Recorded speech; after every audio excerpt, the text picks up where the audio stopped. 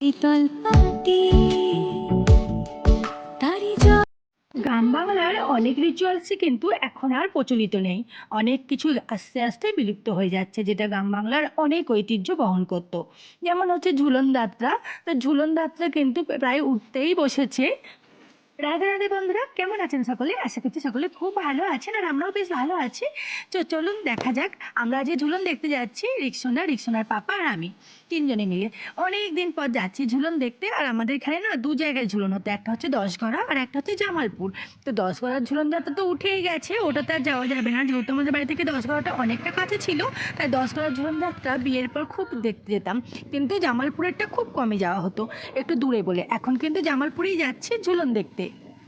বাইকে করে বেরিয়ে পড়েছি, আর একদম গ্রাম্য এলাকা যেহেতু আমাদের এখানটা, পুরো গ্রামের ভেতর দিয়ে ঝুলন যাত্রা, ঝুলনের যে মেলাটায় সেখানে পৌঁছে গেছি। তো গাড়ি নির্দিষ্ট জায়গায় পার্কিং করে এখন হাঁটা পথ।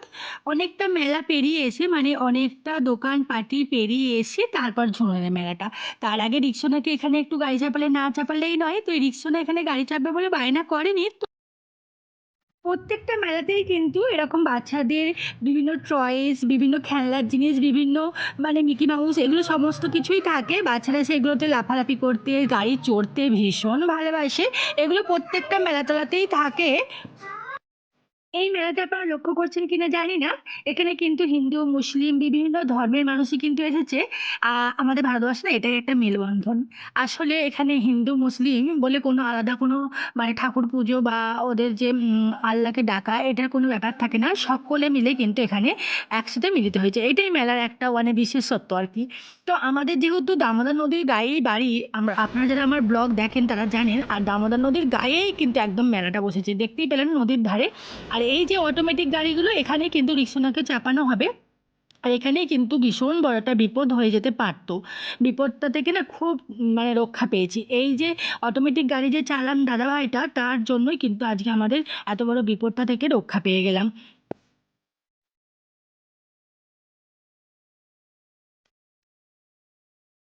গাড়িটা চড়তে চড়তে রিক্সাওয়ালা খুব আনন্দ পাচ্ছিল, আর সমানে পাপাকে ডাকছিল।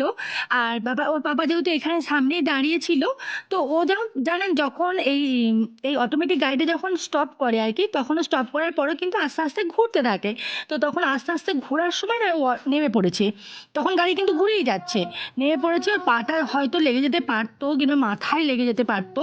তো ওই যে দাদা ভাই আছে না, ও দাদা ভাই তো তাড়াতাড়ি ছুটে গিয়ে একদম আমার ছেলেকে ধরে ফেললো, নইলে কিন্তু আজকে রিক্সায় বিশাল বড় একটা বিপদ হয়ে যেতে পারতো। মানে ওর বাবা আমি দুজনেই তো খুব টেনশনে পড়ে গিয়েছিলাম যে কি হলো, একটু যদি পাটা মুচড়ে দিত না, ভেঙে যেত পুরো একদম। এমনিতে তো সচরাচর অত মেলায় যাওয়া হয় না, তাই রিক্সাকে এই অটোমেটিক গাড়িতে চাপানোই হয় না। তাই না ও বুঝতে পারেনি আসলে। আসলে বাচ্চাদের না এইভাবে অটোমেটিক গাড়িতে না চাপানোই ভালো। এমনি যে গাড়িগুলো হাতে করে ঘোরায় না, ও গাড়িগুলো চাপালে তবু স্টপ করা যায়, কিন্তু অটোমেটিক গাড়ি তো অটোমেটিকভাবেই স্টপ হবে, তাই না? আপনার আমাদের হাতে বা ওই যে দাদাভাই চালাচ্ছিল তার হাতেও কিছু নেই।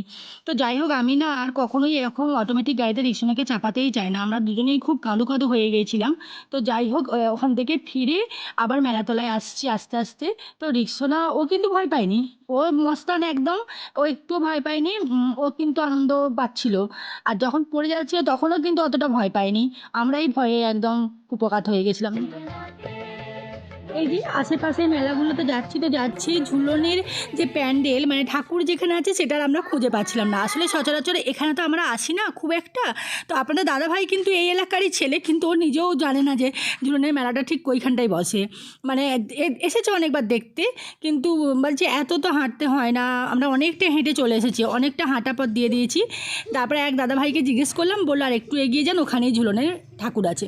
তো চলে এসেছি ঠাকুর দেখতে। দেখুন বিভিন্ন ধরনের ঠাকুর এখানে আছে, কি কি ঠাকুর আছে সবটা হয়তো আমি আপনাদের সঙ্গে বলতেও পারবো না, আমি নিজেও সত্যি অতটা জানি না কি কি ঠাকুর এখানে আছে। তবে যেগুলোকে চিনি, যেমন এখানে আছে শিব পার্বতী, তারপর অনেক ঠাকুরই আছে।